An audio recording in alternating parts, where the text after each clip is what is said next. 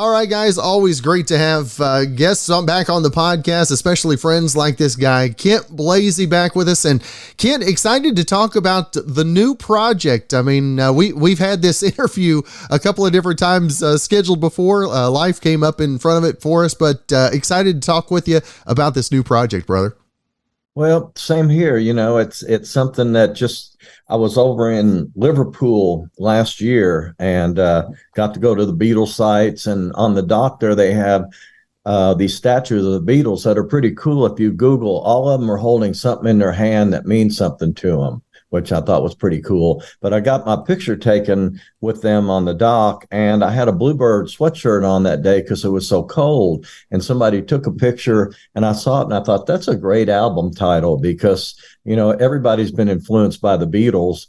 And then if it hadn't been for the Bluebird, giving Garth Brooks a chance to do If Tomorrow Never Comes, who knows where everything would be. Right. So I thought it was pretty cool. And so that's kind of what I started aiming for. And so many people don't understand what happened when the Beatles played on Ed Sullivan that night, and this is kind of to refresh maybe younger people with it because, I was just a little kid, but I remember Kennedy had been assassinated in November and the country was really depressed like they were during 9/11 after that happened. Everybody's just wandering around in a fog. And then the Beatles come on Ed Sullivan on February 9th, 1964, and more people watched than had ever watched TV before, and it just changed the whole energy of the country, and then it took off from there. All the people came from England, all the great bands and stuff like that, and the Beatles had so much impact on society and how we think and the music we listen to and all that, and it's still echoing on with McCartney out there playing and Ringo still playing today.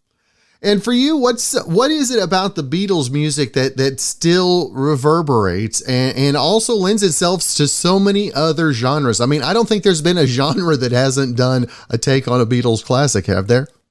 No, you're exactly right. I mean, it's been from symphony. I was telling my wife I had an old Wes Montgomery album, and he was an amazing jazz guitar player, and he did a whole album of Beatles songs. And it's just, they came along and did something that nobody else had ever done. They took music to a totally different place, and they kept reinventing where they were taking music. These guys were doing 3 albums a year for the first 3 or 4 years, which to me is phenomenal. Right. And then they got into the whole Sgt. Pepper and White Album and Rubber Soul, and they were taking music in a totally different way and influencing like the Beach Boys, and the Beach Boys were influencing them. And it's just music that has lasted, and it's music that was so different for its time that now you try to tell some kids about it. It's like, oh, that sounds like everything else. But, at the time, they're the originators of it. Just like my last album was called For the Birds, and it was about me being influenced by their sound. And, now a lot of people might have that sound, but back then nobody was doing what they did. Right. And it's still kind of that way to me when I go back and listen to Beatles songs. Nobody was doing what they were doing, and nobody's still doing what they were doing. Now, as you were working on this project, I'm sure you delved into a little history, wanted to delve into the Beatles. Was there ever anything that was truly a surprise that you were like, maybe an aha moment of some Beatles lore that you never stumbled upon before, maybe? Well, I was lucky when I was over in Liverpool. I got to go to Penny Lane and Strawberry Fields and then see the houses where they grew up in, and one house that McCartney lived in with his dad till he was like 22 or 23. And you just don't picture Paul McCartney, one, being that young when all this stuff was happening, but also to still be living at home at 22 or 23 when he's a Beatle. Mm-hmm. It's pretty amazing. And tell us a little bit the process of writing this. Did you have writer's block at any time, or was this just one of a seamless from beginning to end, if you will? It really was a seamless thing from beginning to end. It was very surprising. I just kind of knew what I wanted to say about the Beatles, and especially about Paul McCartney, such an inspiration, being out there and playing in his 80s and still singing in the same key he does. And Dylan's out there, and Willie Nelson, and it shows us that we don't have to quit because we've hit a certain age. And that's very inspiring for me because I still love playing electric guitar with my band and doing rider shows or whatever. And, people go, well, when are you going to retire? I'm like, why do I want to retire? I'm having fun.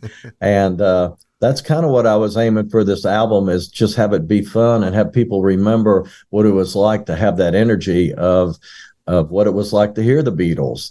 And no matter how old you were, and no matter if you just hear them for the first time today. And then the other cool thing is we cut the 10 songs in one day, like Wow. the Beatles cut their first album, and that's because I have such great players with me. But the way we cut them, the way we tracked them was the way it ended up being in the sequence on the album, which never has happened to me before, but it just had a flow right from the beginning to the end, I guess, from tracking live like that. Now, what was that day like? I mean, how was that day unlike any other day that you spent in studio, maybe? Well, I've used the same people 3 or 4 times now. 2 of them play with John Party, the bass player and drummer, because I like the bass player and drummer to always been working together. And Steve Allen was the other guitar player. And we were going for a different sound than we had on any other album. We were just going for that 2 guitars, bass, and drums like the Beatles. And all of them, I mean, Lee, he's way younger than the rest of us, but he knows what to do, on every song, and they knew what to do. And it just was pretty seamless. A lot of these were one take cuts, and that's pretty amazing too. But it shows the caliber of these musicians. And Steve Allen's such an incredible guitar player. When I listen back, because I'm singing and playing at the same time, and they're all playing, and so sometimes you miss what the other people are doing because you're so wanting to get it right for you. But I go back and listen to all the amazing little parts that he did that were so Beatle-y but fit so perfect in what we were doing. And I just have to laugh when I hear this stuff. That's like, wow, that to me is magic. And this was the first time we didn't have to go in and wear masks and stay 6 feet apart and wash our hands after every take and all that. And I think there was something joyous about that. And then this time we cut in the A room of Sound Emporium, which we never had done before. And that was just a magical room. It kind of had a feeling of like Abbey Road might have or something, and everybody just felt so comfortable there, but loved the sound of what that room created, that it just added to the fun of it. And for you to see the appreciation of a younger generation, as you mentioned, of the Beatles and of music in general, I mean, does that maybe give you hope when you hear so many people saying Nashville's going the way it shouldn't be going, maybe, if you will? Well, it's kind of like the music business isn't really going the way it should be going, thanks to Spotify and all those things. But, it's the other thing of probably one of the reasons that I wrote just about everything by myself is nobody on Music Row wants to write what I'm writing these days. And I'm fine with that. But it's just they're going where they're going, but I'm going where I want to go. And there's no pressure on having to be a hit songwriter or whatever. I just write what I feel like writing, and that's so freeing compared to all the years on Music Row of, well, you need to write something up tempo positive for so and so, and you have that pressure on you all the time of who's looking and who's recording. So this is just like a breath of fresh air to me. And how rewarding is it whenever you go out on a project that you're in love with and you see the respect, the admiration of not only your peers, but the fans alike that buy in to what your vision is, if you will? Yeah, it's so exciting to be able to play these songs. And I was a singer-songwriter for so long, just doing the things like the Bluebird. And, after the Bluebird TV show took off, everybody around the country wants to do singer-songwriter things. But it's so much fun for me. And this was the thing I came up with a couple of years ago, is have my band play with me as much as I can, but still tell the stories behind the song, but then play what sounds like an album cut instead of just playing you with an acoustic guitar. And it adds, I think, a whole nother flavor to the songs, and people are expecting something a little different, but they love it when they hear it that way because it's like a completed thing. Oh, so that's how it's going to sound. And that's really cool. And I just get a really good response from people that come get to hear the band do these things. And for you as a songwriter, who I think we've mentioned this, I think I ask you this probably every time we talk. I like to find out what new songwriters are out there that maybe have excited you a little bit. You know, it's funny. I've been in such a cocoon lately. I haven't really come across anything that's really turning me on. It's funny. The latest, greatest thing that I love is Jason Isbell, and I just think he's such an incredible writer and guitar player. He gets to the heart of things. And that's what I love about singer-songwriters. And, I still go back and listen to Rodney Crowell and Joe Ely, who were the two people that their records brought me to Nashville, Tennessee. And they just hold up so well, just like the Beatles stuff holds up so well after all this time.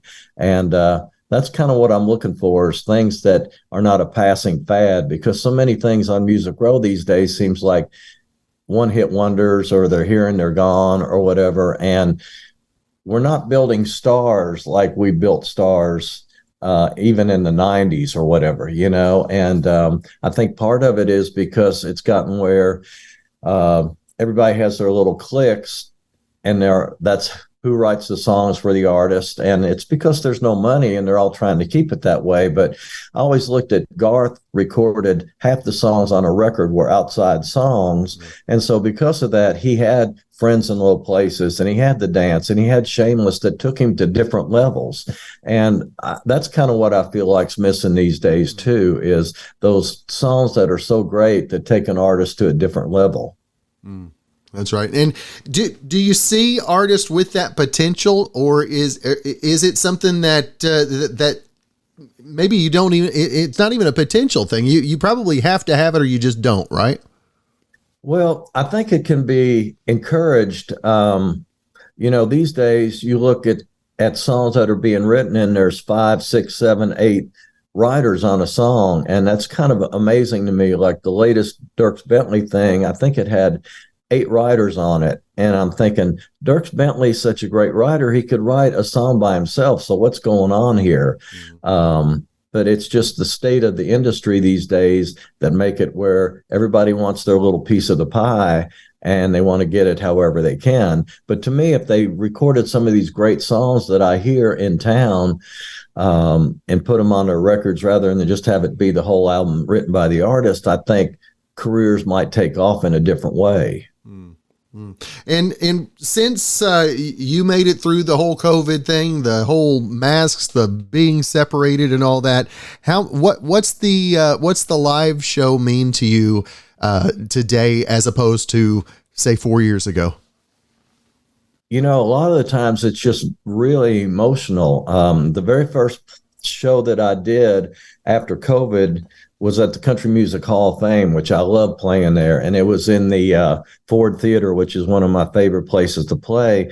And I started playing, and people in the audience started crying, and I started crying because it was the first time there'd been live music. And it was the same way when we went into the studio, which was in 2020, probably in August. And we cut the Authentic record with John Party's guys, and we all got very emotional about it because it was the first time we had played since March, or maybe even earlier than that, probably January for me.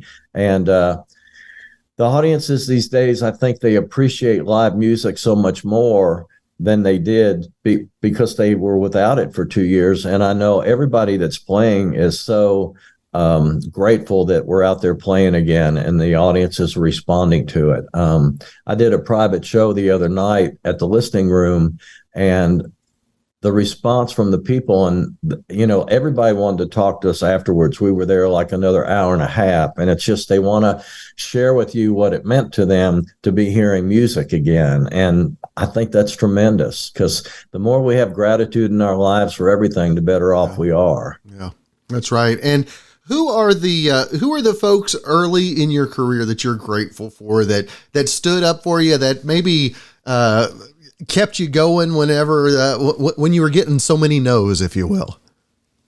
Well, the two people that were really influential to me was I played with Ian Tyson for 2 years up in Canada, and Ian just passed away, but he, to me, is like the Canadian Bob Dylan or something. He and Gordon Lightfoot were really good friends. He gave Gordon Lightfoot his first hits. And so I played with Ian for 2 years, great songwriter, but he's very encouraging about my songwriting. And I had a Canadian band that we would play with Ian, but he would let me open the shows playing my original stuff with the band, and then he would come on, and that was pretty huge. And he was very encouraging about moving down to Nashville, Tennessee for me. You know, he was trying to help me get down there.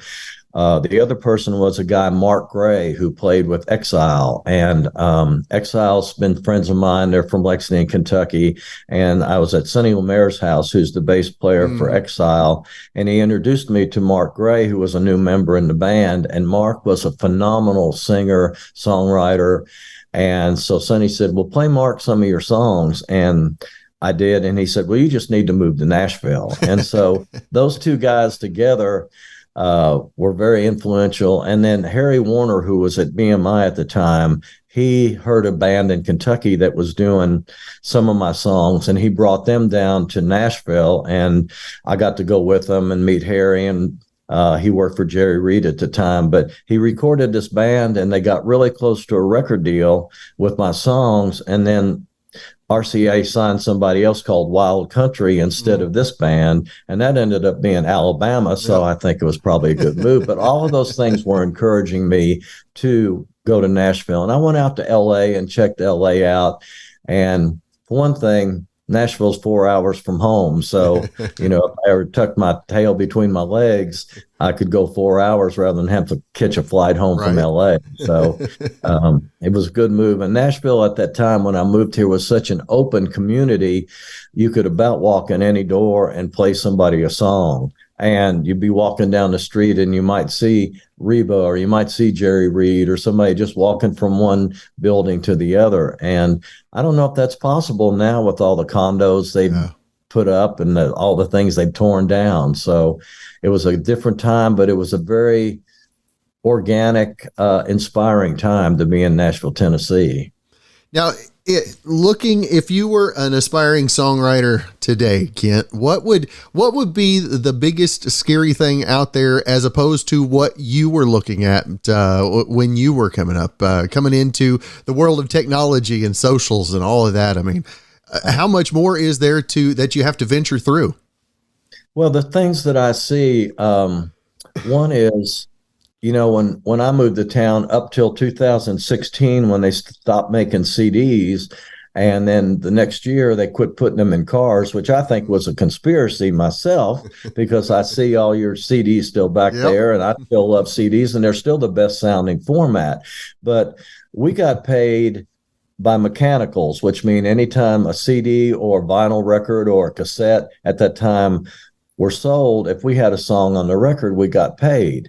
Well, when mechanical stopped in 2016, that was how you got a publishing deal, and you paid them back with the mechanicals when you had a hit song. And these days, there isn't that. So I don't know how a young songwriter would come to town and get a publishing deal these days. It seems like it would be much more difficult because publishers can't pay a draw like they used to because there's no money coming in. So I guess you would have to be an Uber driver or a waiter, which, you know, everybody's gone through those things when they come to town anyway. And then the other thing is, I talked to some of these new artists that I'm working with, and they spend so much time getting their social numbers up that they're not really having that much time to be creative. You know, they spend a lot of their time every day trying to get their numbers up because that's what the record labels want these days. How your social numbers. And to me, that takes away from the talent. One, that record labels are looking for the numbers rather than the talent. And two, these kids are having to be something other than just being creative by working a system however they need to do it.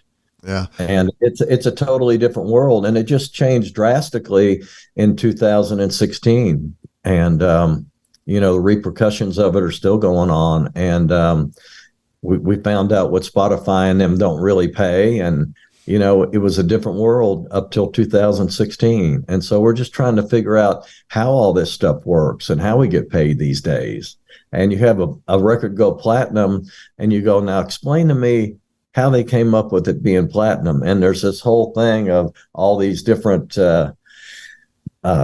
places playing your songs. And I don't know, it's very convoluted, but somehow or the other, they make it seem like it's platinum. And you go, well, I'm glad I have a platinum record. I don't understand it, but I'll take it. I don't see the money I did when it was a platinum from a mechanical, but that's a whole nother story. Now, Kent, what do you see on the horizon as far as the opportunities being presented for songwriters to make the money again?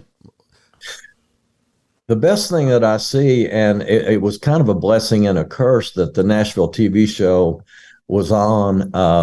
Can't get into the Bluebird anymore, but people really were woken up to what songwriters do, I think, due to that show. And so many different songwriter festivals have cropped up all around the country, but all around the world. And these days, people that want to stay in the music business have to go out and perform.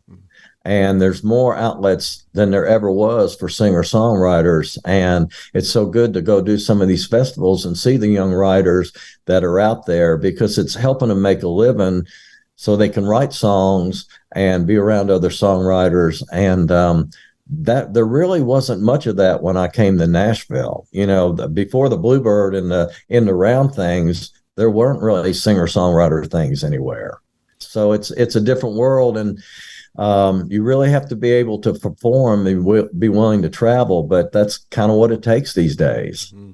Now, you talked about the songwriter, the sessions where, we went to the listening room one time when I was out in Nashville and got to see one of my buddies, Bridget Tatum, was playing that night. Yeah. And Bridget is such a trip, and she was like the very first person I ever met when I came to Nashville. She helped me. She let me into a friend's apartment that I was staying in that weekend. And so anyway, she was the first songwriter I really made friends with, that whenever I hear like She's Country, when I hear She's Country, I hear Bridget saying every word of that, because I've heard her say every one of those words.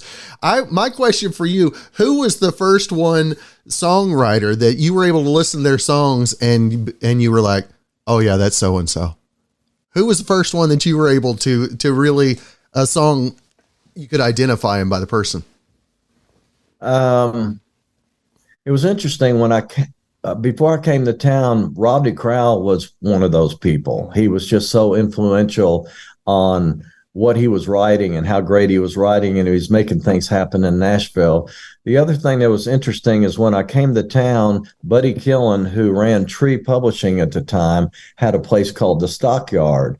And what he did every Thursday is he had one of his writers come in and play, and a lot of them were huge writers, but they really weren't that good of singers or songwriters or players or whatever. Mm. But to be able to go in and hear like Curly Putnam play Green Green Grass at Home, or He Stopped Loving Her Today, or Bobby Braddock do that, and you're sitting in this little room, and here are these icon songwriters singing these icon songs, and they may not even play really good or sing really good, but the emotion and the songs they wrote really had a huge impact on me. And, it's just kind of one of those things that you go, well, maybe I can do this, and I was already moved here, but you're always wondering, maybe I can do this. But to be able to hear these guys, and the cool part was one of my favorite people at that time, and he was even when I was back in Kentucky, was Rafe Van Hoy. And he was like 18 years old and having all these hits with Tammy and George and stuff like that. And through the music business, we got to be friends a few years ago and do some shows together. And so when I got inducted to the Hall of Fame in 2020, I thought, why isn't Rafe Van Hoy in the Hall of Fame? I thought he would be in way before I was in, but he got in this year, which was so exciting to me because that he got the 30-year inductee thing. But it's like people kind of forget who were so amazing back then. And so they opened up this new category, which to me is fantastic. And I'm so grateful that Rafe was the first one to get in there, because he's still a phenomenal talent. And he was an inspiration for me back in Kentucky, that, this could possibly happen if you move down there. That's right. Well, again, the new album from the Beatles to the Bluebird. Kent, I always want to make sure and let folks know where they can find more info about the music, where they can keep up with everything you've got going on, and upcoming tour dates and all that, socials as well. Well, I'm not real good on the socials, but I have somebody that helps me with it. And of course, the music's found anywhere these days. I would suggest Apple. They do a little better on paying you. But if you go to my website, kentblazy.com, it's got my tour schedule coming up. And, if somebody actually wants a CD or wants it autographed, if they write me, we can do that, because some people still want CDs. I'd love to see one on my shelf back there. I'm going to have to. Well, I bet we can work that out. Have you seen the album cover? I have. That's good stuff. Yeah. That's pretty cool. People laugh at it, but on the back cover is the little bobblehead Beatles that came out that I found at an antique store a while back. And the picture with them is me with my first guitar. And I thought that was a pretty funny picture of George Harrison kind of looking over his shoulder like, oh, no, forget about it. So, I had fun with the cover. I had fun with the record, and I'm just looking forward to people hearing it and seeing what they think. That's good. Well, Kent, brother, it is always such a privilege to have you include me in your schedule, and I appreciate our conversation every time, brother. And I hope everything smooths out for you, and life gets a little more flowing and easy than it's been lately. I will take that. That's my wish for you. Well, I appreciate that. And Kent, I look forward to talking again soon. You come back to Southwest Oklahoma, give me a ring. I look forward to it. Thank you.